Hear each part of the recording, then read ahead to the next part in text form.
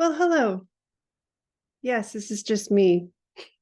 I just got off the live for this evening and realized that when I set up the Zoom, I didn't set it up to pre-record. So to my surprise, as I ended tonight's live session, that there was no recording. Oops. So what I've decided to do is I'm going to sit with you for a few minutes, and it may be half an hour. I'm not sure how long this is going to take. And I want to just, I'll go through all of the highlights of the things that we talked about, because I know that some of you are going to be watching this because you weren't on the live. And I know that there were things shared during the live that people said they wanted to come back and rewatch so that they could rehear and digest and integrate what it was that I was saying. And there was no recording to do that. So here we go. So we started off, as always, with the round table. And that was just really about how's your week been, what's been going on.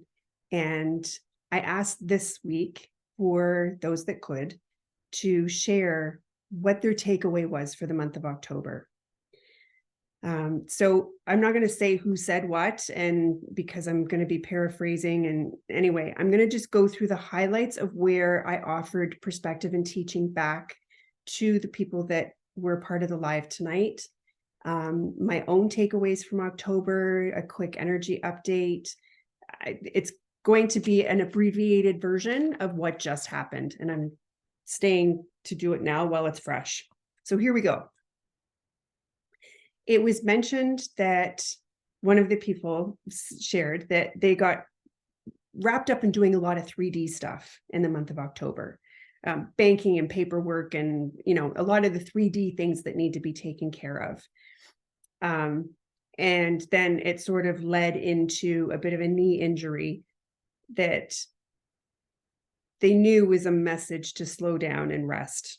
So what I wanted to offer around that is be very, very mindful of that sort of dualistic thought process, that when you are doing certain human activities that you are operating from a 3D space, and that when you're doing your spiritual work, you are operating from a higher dimensional value of yourself, or a 5D, or whatever the dualistic story is that you tell yourself.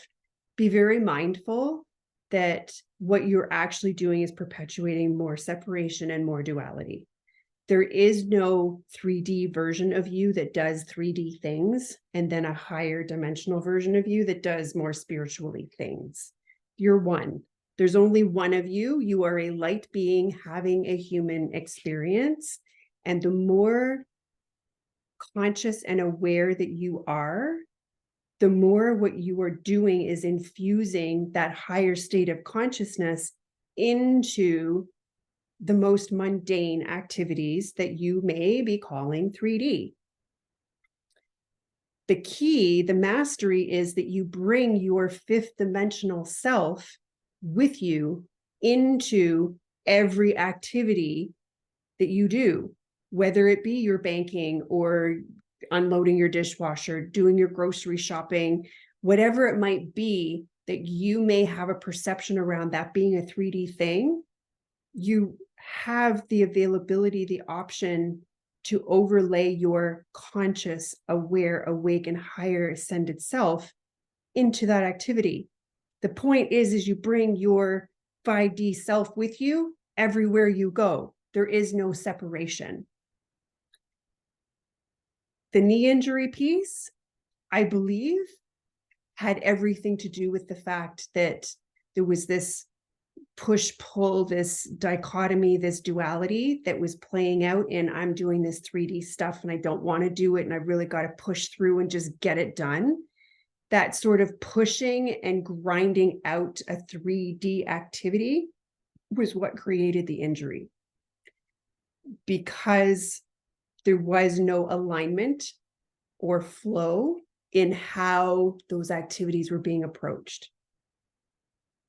When you operate from your alignment, whatever level of alignment you have available to you in any now moment, your consciousness and your awareness, and you bring that with you into your events and activities, they then flow also because you're infusing or overlaying your consciousness on top of the event.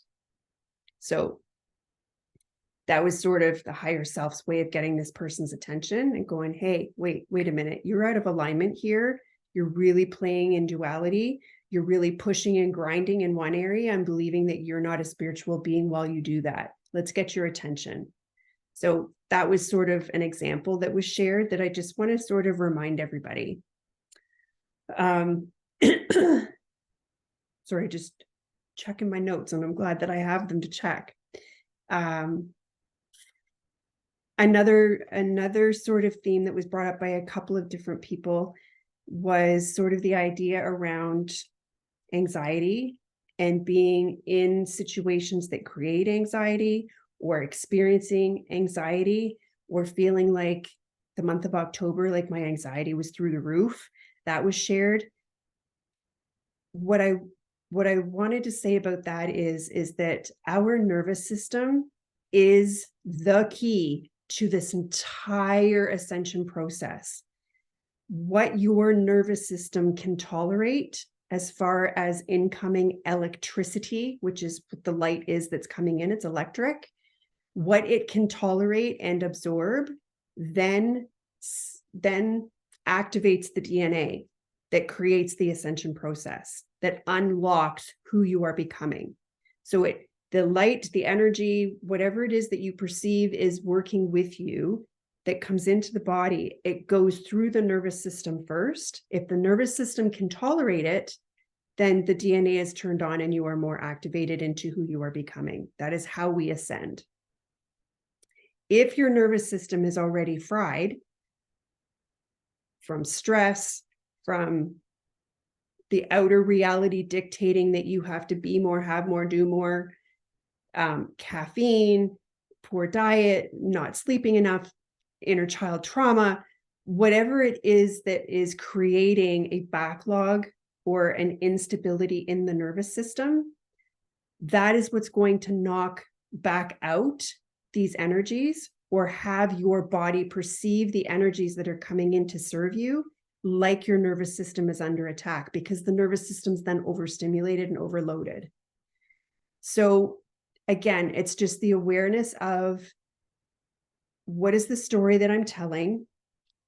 Where is my inner reality that may be in chaos right now because my nervous system is overstimulated, creating an outer reality that is showing me chaos and instability or panic or creating anxiety? It's just showing you what's happening inside. At the levels of energy that we are processing at this rate, and it's not going to back off, we have to really become mastered at how our nervous system is perceiving our reality and our decisions. If there is anything that you can shift or move into right now and then going forward, is to view your life through the lens of your nervous system.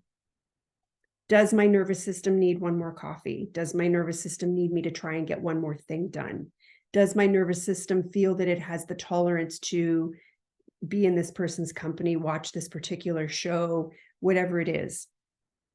We don't want to pander to it, because the triggers are also what are showing us what still needs to be healed and cleared. But being in a more aware state of, what does my nervous system, where is it at, and what does it need in order to have more time, more time and more space and more opening up to being in that homeostasis so that it can absorb the light that's coming in.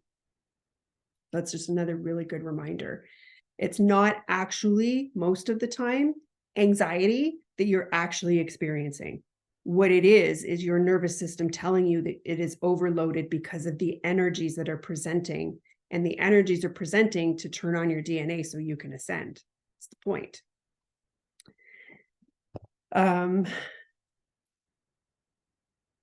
And then some great wisdom was shared by another member that I also wanted to highlight. And that is that she has come into a practice where she asks herself, is it new? Is it new? Is what I'm thinking right now new, or is it a product of the memory bank, my old stories? It's something that she's working with, that is asking herself in every now moment through awareness, is it new? Is this a new presentation of energy in my life that the new version of me gets to play in? Or am I distorting this in some way with some kind of a memory, a thought, a belief, a preconceived notion, an expectation, an attachment? So it was just a really good, clear, easy thing that you can start to implement as you make room within yourself to do so, to just ask yourself, is this new? Am I being new? Is this thing new? Am I allowing newness in this experience right now? Or am I still playing in some kind of story or belief or trauma? The other beautiful share was that your soul can't see. Your soul is experiencing its experience through the human's 5 senses. And then we open up to all of the other sensory senses. But your soul doesn't see. Your soul doesn't hear. Your soul can only determine whether something is good or bad or in alignment or fun or whatever based on your vibrational frequency, which is based on how you're perceiving things. Your soul is in a relationship with you, and you are in a relationship with your reality. So when you close your eyes, there's nothing there. When you close your eyes, it's nothingness. Your soul that's your soul. Your soul is not seeing anything. So this really beautiful thing, something that again is quick and easy that you can just implement it into your life, is to close your eyes every now and then throughout the day and breathe. And when you are perceiving nothing and all you're doing is breathing, you are source. Close your eyes. And in the nothingness, as I breathe, I am source. And that's true. There is no other truth in that moment other than that through your breath in that moment of nothingness, you are source. So that's really two really good things. Okay, so just to share sort of my October, there were so many situations. And I mean, I don't want to labor on about the fact that I was in the hospital and stuff, but those were my realities for the month of October. And when you break down that into all of the little now moments, all of the conversations with doctors and nurses and the presentation of various medications and possible diagnoses and things that were on the table and off the table and tests that I had to go through, along with all the times that I was at home during the month of October, facing various degrees of reality and things that came up just because that is life. When I reflected on October, it was that situations again and again in every now moment were asking me to choose honesty and transparency, even when it was hard. To be honest with myself, with where I was at and what I was actually feeling in any now moment, and not try to bypass and spiritual it or avoid it or distract out of it. To be honest with myself and transparent with myself, but then also to engage with other people in a way that was honest and transparent, even when it was hard. I went to new levels of that with my son this month, which is sort of an easier space from one degree because we're kind of on the same wavelength, but there were some difficult conversations that we both had to navigate, and we both did it very well. But again, then different in sort of my hospital experiences on how do I navigate the whole consciousness? And I think this might be ascension symptoms, but I don't want to lie, and I don't want to plug myself totally into the medical system and have the white coat syndrome of, well, the doctor said this is what it is. So sort of navigating that two-world split and still feeling that I was honoring my truth, it was interesting. And it meant for some difficult conversations with the medical staff that probably walked away thinking I was a bit cuckoo, and I had to be okay with that. So being honest and transparent with yourself and with others, even when it's difficult, is what authenticity is. And that's really what we're here to be. As we open the door to full transparency, full authenticity, no masks, no agendas, no stories, no lies, no, this is who I am with you, but then I'm somebody with someone else. That true authenticity is what opens the door to allow your soul to express itself through you. The other piece was that I was always asking myself, or I stepped deeper into mastery. Let's be fair about where I'm at here. Asking myself, what is the highest offering at this time? And when I say stepping into mastery, I'm going to unpack that a little bit. It's more about in any now moment and in these energies where life feels like it's coming at you a gajillion miles an hour, taking that pause that would be a fraction of a nanosecond to go, okay, whoa, wait a minute. This is what is presenting in this now moment. There's my trigger, my wound, my trauma, my story, my belief. There's old Sheila, there's new Sheila. Like all of the bits and parts of me are all going, I'm going to drive the bus on this one. But stopping and asking myself and pausing in that breath of a moment and going, okay, wait, what is the highest offering in this now moment? And then only acting on that. And that was a really potent thing to sort of really anchor in and start to master more and more often. What is the highest offering right now? What do I know is sort of the low, the medium, and the high, and then acting on the highest thing? That came out of October. Going more deeply into stillness, into quiet, on levels I didn't even know existed. We always think we're surrendered until we're pushed to surrender a little more. We always think we are letting go until we're pushed to let go just a little bit more. And October broke me. It broke me. And in that breaking, I honestly have found a new level of peace and quiet and connection to myself, to my field, to source that I didn't even know was possible. I had a little moment yesterday, and it might have been when the data points were spiking because I went into a bit of a wobble for a little while yesterday afternoon.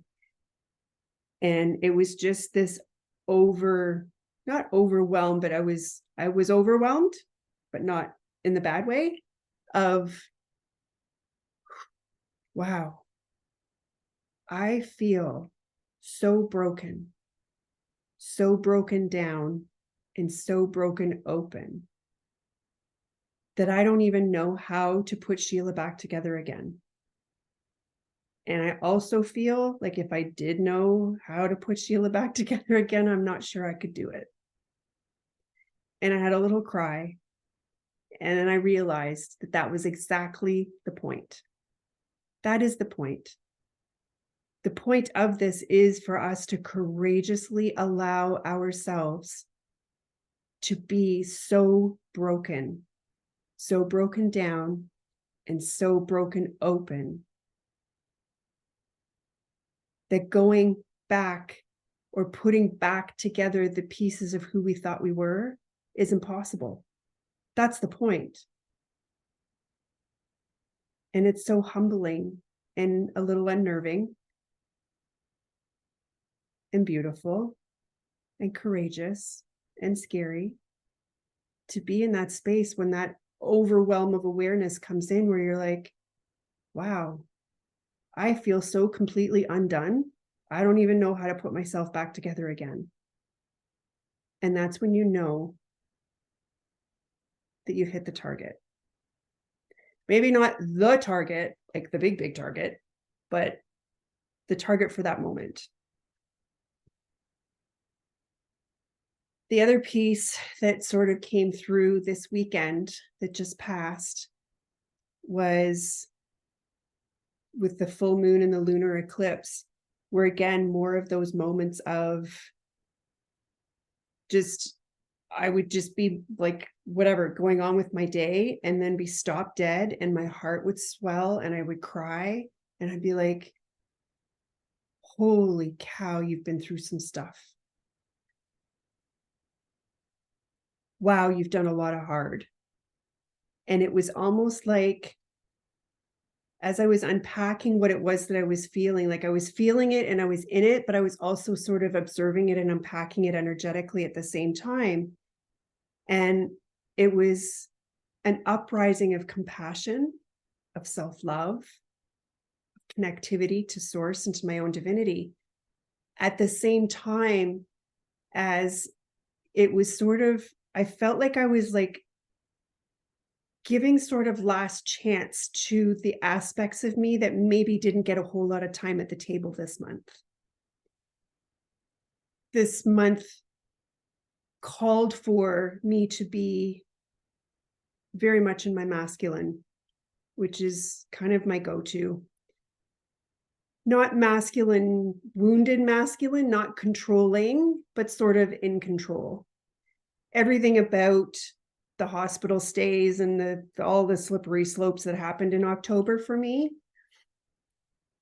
called for an aspect of me that was very practical and pragmatic and grounded and in control without trying to control.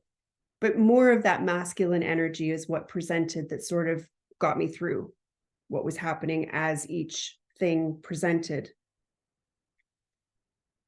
And over the course of the weekend, I felt that as these little heartbursts came through, that what I was actually doing was connecting with the inner child who actually was afraid through some of these parts and pieces of what October presented for me. And the inner child that was afraid, she needed some time at the table to talk about how hard some of this stuff was. And the feminine aspect of me that, to be perfectly honest, is being tired of doing this life and figuring it out and carrying the burden, the weight, the responsibility of what I'm here to do by myself. And there were some parts of me that really wished that there was a counterpart that could have helped in caring for me when I needed someone to care for me physically. So that was this weekend. It really was sort of, I felt like an invitation to the parts of me to come to the table and to be reintegrated, while at the same time, what I was feeling in my heart was just this expansion of self-love and self-compassion, not only for October, but for how hard this whole process, this whole ascension process is. So that was my share around what October sort of taught me and brought to my awareness. And if I were to leave you with anything that you could take on, it would be to ask yourself, get really good at every now moment asking yourself, what is the highest offering at this time? And without bypassing, like maybe the highest offering for you is to really dig deep into the wound or trauma that's being triggered. I'm not saying the highest offering as far as spiritual bypassing. I'm saying to just really be able to become mastered at looking at every now moment and every situation and every event that happens in your day, and really getting good at asking yourself, what is the highest offering right now?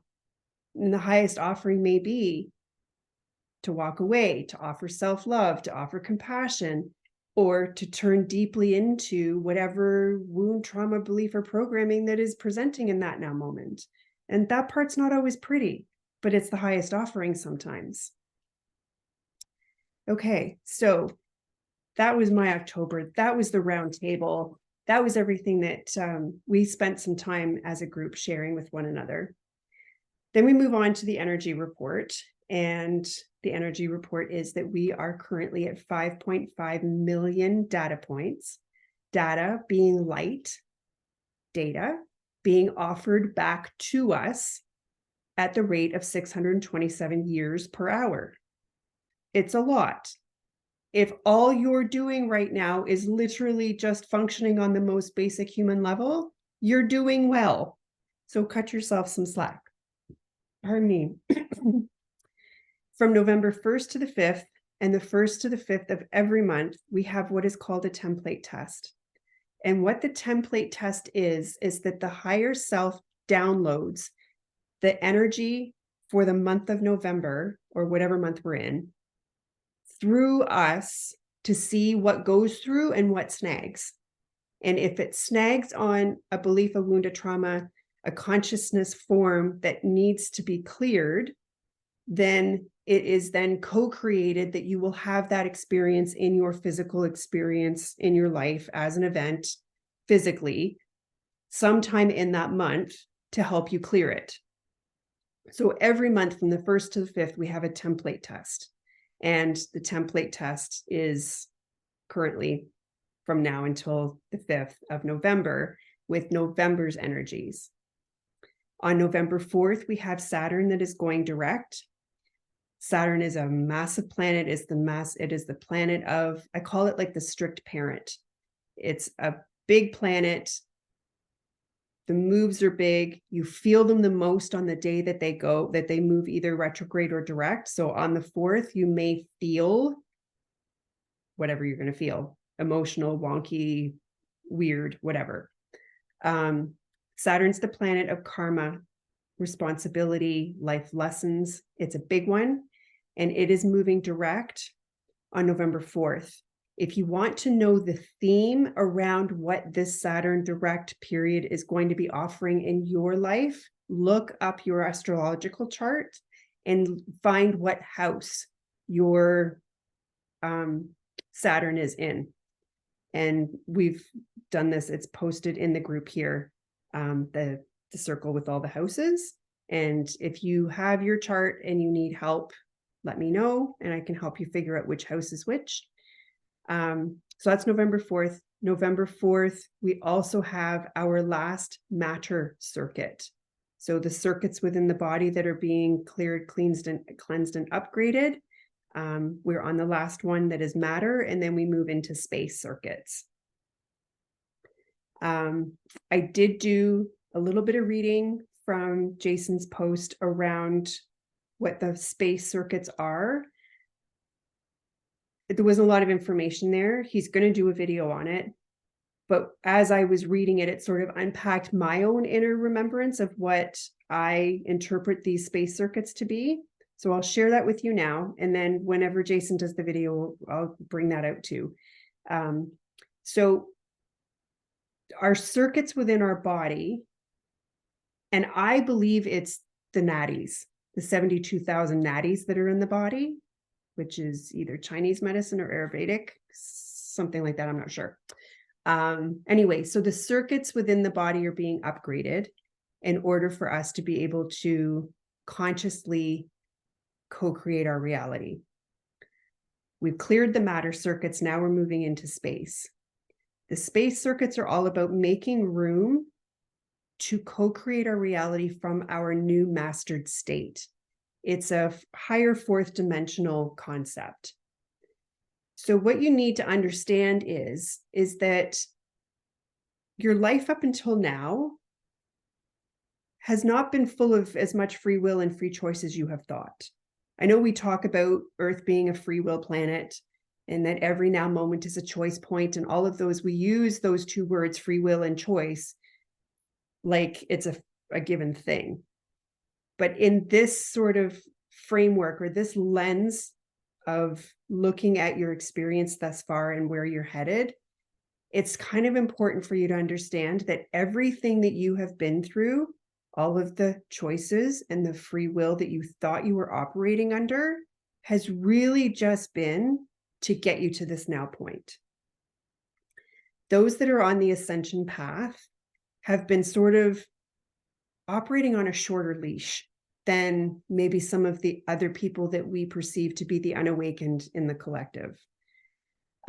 They have a little more bandwidth to play with that we would call free choice. Their leash is a little longer, the bandwidth in which they can play around and make decisions and co-create their realities, they have a little more room. The people that came here, the souls that have embodied to be a part of the ascension process, your higher self has been working with you your whole life to narrow that field, to push you through the bottleneck of ascension. So there hasn't really been as much free will and free choice as we would once think, but that's being given back to us now through self-responsibility, through our mastery, through the higher vibration, through all of the things that we have let go of and what we have become.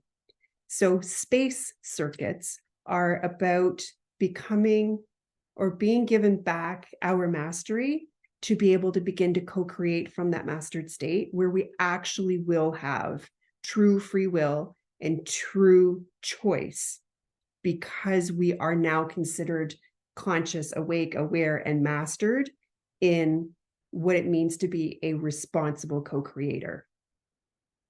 So we're going to run space circuits and then time circuits. I'm not sure, I can't remember how many of each there are, but by 1 year from now, November 2024, we will be done all of them. We will have cleared all of our master circuits, space circuits, and time circuits. So we have 1 more year, but it's going to be given back to us certainly as we go along. November 11th is a portal day, the 11/11. In my experience, the November 11/11 day is a pretty potent portal date, and I expect this year it will be as well. On November 14th, we have a new moon, and November 18th is Convergence Day. So this is where the sort of two world split happens energetically, and then will begin to play out in a more physical way that we will be able to observe. It is where we're either in the ascension line or we drop down into the looping, because there's something that we unconsciously are still playing in, and it needs to be shown to us so that we can clear it and then come back into the ascension line. So you're either ascending or you've dropped down into the loop. And that is sort of the day that starts is November 18th. So I suspect there's going to be more data point increases, that there is going to be some more turbulence. Nothing like we saw in October, but we have to kind of like get it in our heads that this isn't going to get easier. We are just going to get better and better at being in the now and acting from a place of observance and divine neutrality and non-attachment. That is what is going to happen. We are going to become more mastered. And I'm sure many of you will agree that you are not the same person today as you were October 1st. So the other interesting thing that I shared was a video. So all of that talk about the data points and the circuits and the template tests and all of that stuff, that's all translated through me from Jason Estes. And I share his stuff here from time to time and through our private Facebook group. I watched a video from Carrie Kay the other day, and I found that very interesting as well, in sort of giving some sort of concrete, sorry, my words got stuck, concrete contextualization around what's happening now and the Lightworker community. So she broke down the light workers into 3 different categories: the front runners, the anchors, and the bridges. And so this is what she said, because I found this really interesting. And then, well, in the live that didn't get recorded, we could talk about it, but I'm just going to share it with you in abbreviated form. That the front runners are the light workers that feel like they've hit a wall, that they are bruised and they are battered and they are done and they're depleted, and they just feel like they have given and done and been and participated in this ascension process to their last drop of blood and their last breath. Can't do anymore. They've also processed or been aware of a lot of ancestral stuff that was brought through them to clear while they were here. And they just really feel like they've hit a wall. That's the front runners. The anchors are operating more from a place of, from one now to the next, it's just neutrality and inner peace, neutrality and inner peace, neutrality and inner peace. Those people are anchoring neutrality and peace here on the planet and for the rest of the lightworker community. That's their role. That's their role right now. It may not have always been their role, but that's the role that they're playing currently. And then there are the people that are currently playing the role of being a bridge. And these are the people that are sort of flip-flopping between being a front runner, where they're like really clearing through lots of stuff and feeling exhausted and bruised and battered, and then having periods of time where they're in that space of divine neutrality and peace. And they're kind of flip-flopping between the two. So what Carrie was saying is that at this juncture in the timeline, the Ascension Timeline, the higher selves of the lightworker community are collaborating and organizing who's going to play what role and who's ready to play what role next and what's required on the planet.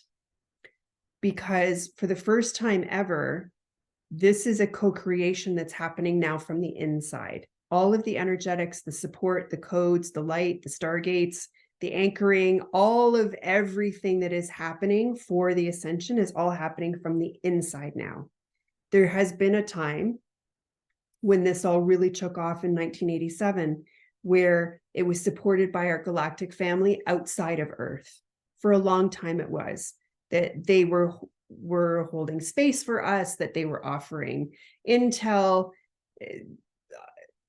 the galactic wars, like all of the things that were happening sort of from the outside in order to hold space for us to get to where we needed to be. We're there now. We're where we need to be.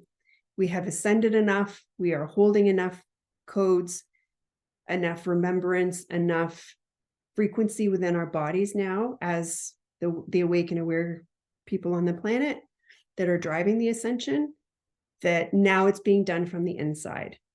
So what happens next is that the front runners are going to break through the wall that they feel they have hit, and they are going to ascend or increase in vibrational state so that they can then become an active stargate here on the planet.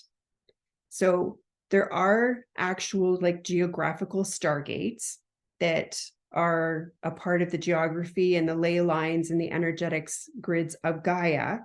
But now what's going to happen is these front runners that feel like they've hit a wall, they're going to go through a wall and sort of step into a higher vibrational state of themselves, not the 5D ascension, but a higher vibrational state where they will then become the embodied stargates themselves, which will, you know, it all works that the more examples in physical human bodies there are on the planet, it makes it easier for all of the rest of the humans because there's only one of us here. So the more people that are able to sort of break through the wall as the front runners, become a stargate themselves, then there are more humans on the planet that are holding the codes on being an ascension stargate, which makes it easier for everyone else. So I just thought that was a really great video because it was just so clear and concise of how this is working now that we're at where we are, And maybe for you, you can sort of reflect on which one of the three you think you might be. Yeah, and I'm sure there was some conversation along the way. And oh, the last piece, this was just sort of an interesting thing that I came up with. I follow this girl on TikTok who I really like her stuff. She speaks sort of very technical quantum mechanics type stuff. It's totally my jam, but she's like better at communicating it than I am. I'm always sort of just on the cusp of something, and then I'll watch one of her videos and I'm like, that's it. That's what I'm feeling, seeing, interpreting, but I just didn't quite have all the words for it. So anyway, I followed her for quite some time. And more recently, when I catch one of her videos, I've been sort of like sensing like maybe she's soul family. Like there's I'm seeing her through new eyes. I'm connecting with her essence on these videos in a different way. And it's just sort of making me feel like, I wonder if there's something here. I can't quite put my finger on it, but the idea of her being soul family is what came to me. And then my linear mind came in and went, no, that's impossible, because she is very galactic in her presentation. She's very galactic in the way that she talks. She's very technical. It's very quantum mechanics type. Very different from me, although I do have that part of me that's, like I said, the quantum mechanics thing's totally my jam, but it's not really who I am or what I'm embodying.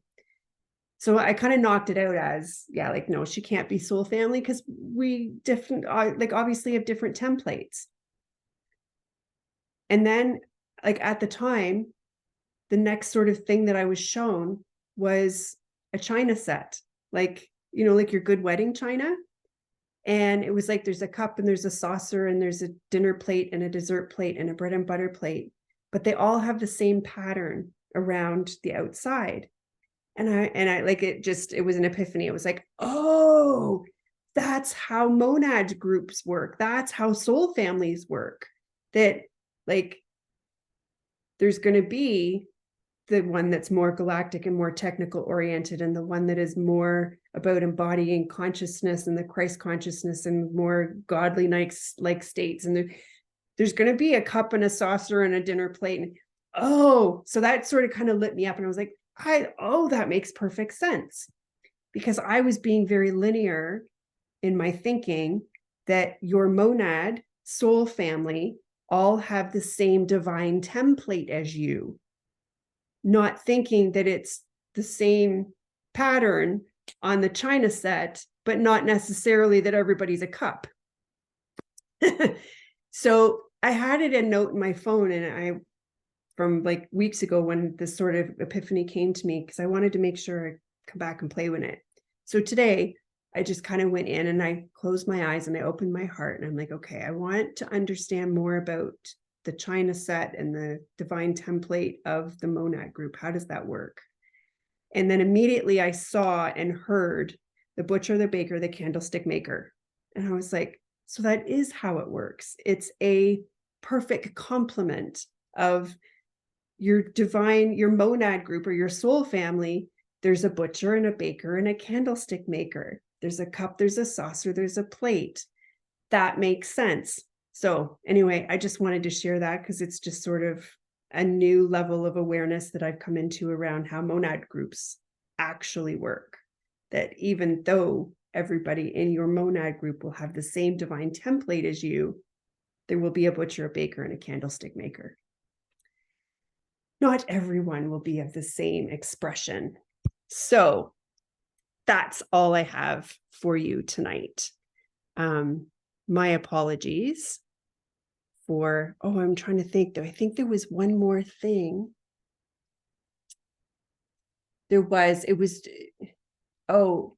Okay. The other piece that I talked about was more about the quantum mechanics of how all of this is working. I'm trying to think what the question was that led me to talk about this. Maybe if I start talking about it, it'll come. So ascension, the ascension that isn't just about being 5D new earth. It is the big ascension is, if you consider like an organizational chart or like a tree chart.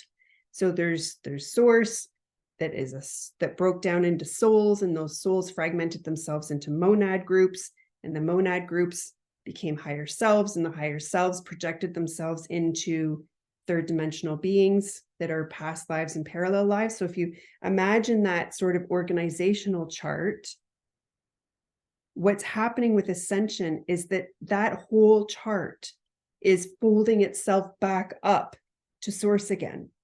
So it's not just about becoming the higher self and being a 5D being. It's the whole thing is rolling itself back up. It keeps going. So in that, you're not actually real. The one watching the video right now, including me, I am a projection of my higher self. The higher self is a projection of the monad group, who is a projection of a soul that is whole, that is a fraction of source. So you are source, but you're also a projection of all of these parts and pieces at the same time, which means you're not actually real. You are going to, at some point, go through the solar flash and meet back with your ascended self as though none of this ever happened. I'm getting closer to the question that was asked here, and I'm not quite there yet. So when we go through the solar flash, we are going to go back to our ascended state with the wisdom of all of the experiences that all of the 3D aspects of you had, your past, parallel, and current life, all of it, kind of as though none of those things ever happened. Just the same as what you're currently doing right now is you are currently embodying all of the soul wisdom of all of your own fractals, your own past lives and parallel expressions, that those people were a figment of your imagination, a projection of your soul's creation in order to gain more experiences. Those people pass away and their soul is given back to you. And you, as the ascending one, then become more whole so that you are embodying the wisdom of that soul, as though their life didn't ever really happen, while the experiences and the wisdom that was gained by their existence is absorbed by your soul. So you're doing that right now. That is what is happening right now for you as you become more embodied and have more access to more of your own divine soul's wisdom that you sprinkled across time and space. So you're folding up your own organizational chart. And then you, as a whole being in the third dimension, fourth dimension, are going to then fold yourself into your higher self as though this never happened. So that's just a little bit of quantum mind bending for you. And that will happen with the solar flash. Will you experience yourself in higher states with more free will, more choice, more availability, more abundance, more of all of the things before the flash? Absolutely, you will. We have really only had the rubber hit the road this year, and in particular in the latter part of this year. This is us getting ready to do this now. As I said, everything that has happened in your life thus far has to get you to this point. And as the front runners sort of break through the wall or gate and sort of claim their sovereignty and their higher state of being and become an embodied stargate, more and more people will have access to that. And once that happens, everything changes, but not everything changes as far as you just become new earth and unicorns start flying by your house. That will come, but we have a little bit of time to do some more work here on the planet first. All right. I think that's everything all caught up. My apologies again for the fact that this was the first time ever I forgot to record our session, but I think I covered all of the highlights for those that wanted to come back and rewatch and for those that missed the session. Anyway, that's it. We meet again on November 12th, not next Wednesday. We're doing a Sunday this month. So November 12th at 12 noon, lunchtime, Eastern Standard. And that's going to be a big week that we go into that week. So it's probably a good thing that we're meeting on the Sunday. We'll be just, a day out of the 11/11 portal. We have the new moon coming, and then we have convergence and energetic new year on the 18th. So that'll be a big week. And I will see you all then. Okay, bye for now.